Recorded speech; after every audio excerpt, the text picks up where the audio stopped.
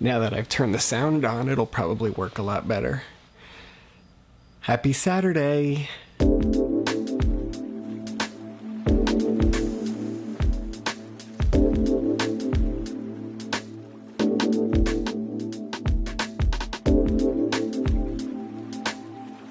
I'm going to keep this vlog a little more intimate, and I'm also going to keep it down because there are people sleeping. Shh. This week's theme is embarrassing moments, and I'm going to point out right now that my embarrassing moment may change. Within the last couple of hours, I swallowed my tongue ring, and it would be really embarrassing if I had to go to the hospital and be like, I swallowed my tongue ring, why don't you x-ray and get it out of me? Let's cross our fingers and hope that it all passes through in the best way possible. Anyway, I'm not the type to get embarrassed really easily. I put my stuff all out there on the internet. I do have an embarrassing tendency, I guess you can call it, or habit. Whenever I see someone I think is very attractive, I will go deer in headlights and make what I call the, oh my god, you're so hot face. It looks kind of like... I mean, seriously, I freeze. And I don't know why I do this. It's not that I immediately like the person. It's just that it's very rare that I see someone just that intensely attractive and I don't know what to do. And it's not like if they just come and talk to me, it's if I'm caught off guard by them. So, as an example, a couple months ago, I was at the gym and I was using a weight machine where you put on the plates and you do shoulder shrugs. And I hear this voice behind me say, "Are you using that machine?" And I turn around and there's this super attractive guy who just started working there that caught me off guard. And either a yes or a no would have sufficed as an answer to his question. Yes, I was obviously using it, but I could have said no and moved along to another machine to just try and save face. But instead, I did the...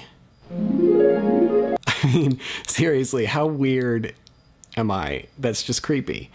And fortunately, I don't give off the impression like I'm staring at you because I think you're so attractive. I give off the impression that, oh my god, this guy can't put two words together and is really dumb expression.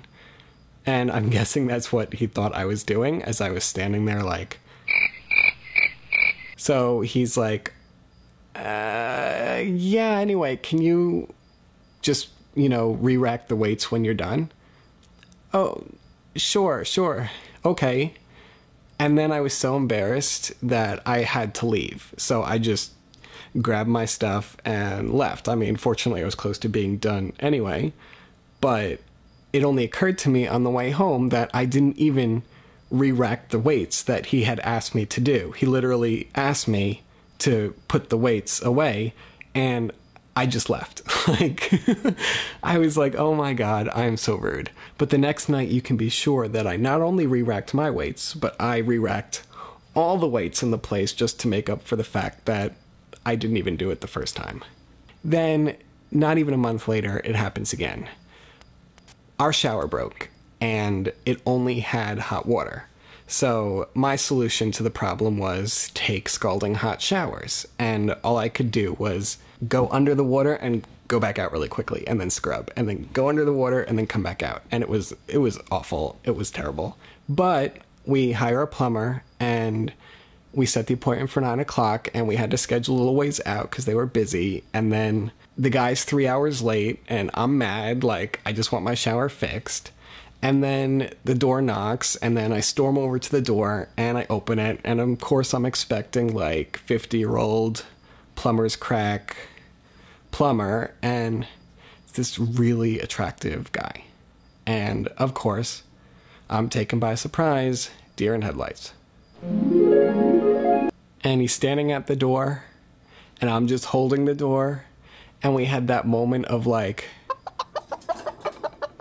And clearly, I'm supposed to say, oh, you're here, great, thanks, Mr. Plumber. I mean, you're in a plumber suit and you're carrying your plumber stuff.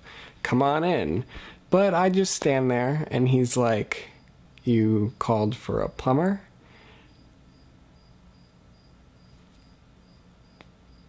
And I literally, like, use my hand to guide him in, and I'm just being like, okay, I can do this. Just be like, go in the back room and do what you gotta do, and I will stay here in the front. And it became easier because he did such a terrible job and clearly didn't know what he was doing that, you know, once that happens, the attractiveness goes away and the desire to stab takes over. So yeah, that's it. That's my embarrassing story. I'm off to edit this together now, and I will talk to you next week.